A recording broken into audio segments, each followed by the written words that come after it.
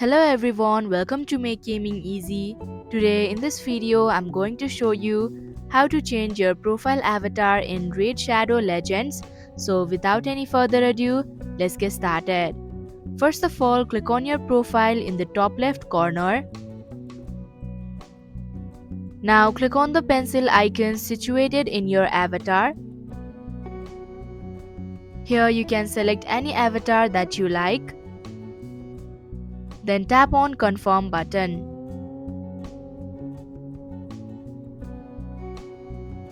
So that is how you can change your profile avatar in Raid Shadow Legends. Thank you for watching Make Gaming Easy. I hope this video was helpful to you.